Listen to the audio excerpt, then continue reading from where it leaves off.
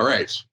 With me today for another episode of the Outliers mining miniseries, I have Adam Hewitt, who's one of the founders of Outliers. Adam has a huge passion for the mining industry. Adam not only has a great way of seeing the big picture in the industry, but when it comes down to implementing on a mine site, whether that's data science, technology, process coaching, like there's no better at getting right down into the weeds. So Adam, welcome. Thanks, Ryan. Okay, so jumping right into it, we've talked about this decent amount before, but what's a problem that you're passionate about in the mining industry? And then, the easy follow-up, what do we do about it? What's the recipe to success? I'd say one of the things that's quite common around a number of operations that I've been to is that, there's a lack of visibility and transparency of performance throughout a shift. So a lot of mines will have, detailed reports or reviews of daily production. But in my opinion, that's simply too late. I think the opportunity that exists for a lot of mining operations is through the use of an effective short interval control tool and process. Right. So short interval control can mean different things to different people. What's your definition? What's the Outliers way? Yeah, we've run into a lot of versions of short interval control, even in some cases where it became a bad name.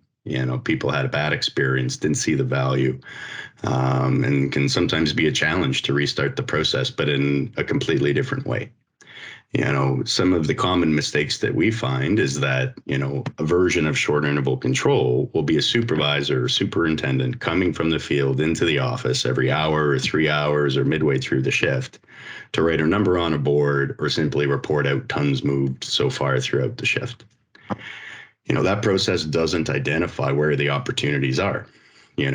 Our version of short interval control, has the ability to detect changes in productivity and utilization drivers in real time on a cycle to cycle basis, so that as you see those trends, when something starts to go off track, there's a much shorter period to detect it, a lot faster in terms of actioning it. And also the tool allows you to check to ensure that whatever action you took actually had a positive impact on that particular KPI you're trying to improve. Another unique element in terms of how we've built our tool is that any performance gain or lost versus target is actually quantified. Because when we first rolled this out in the very early days of the company, we'd go to a supervisor and say, hey, your spot times are 20 seconds too long at the shovel. The supervisor says, what's 20 seconds? When you start to actually quantify that and say, well, you've lost X amount of tons so far this shift, and if you don't take action, it's going to be this many by the end. All of a sudden, the response changed and supervisors started to act with urgency. I think the key thing that you hit on there is it's for the end user, right?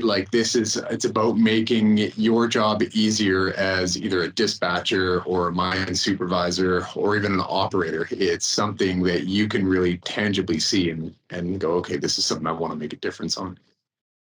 Yeah, it provides good visibility and detail, for middle or senior leadership at a mine site, but that's not who the tool is designed for. The short interval control needs to be designed for the dispatchers, supervisors, and operators themselves. They're the end users. They're the ones that need to understand the information.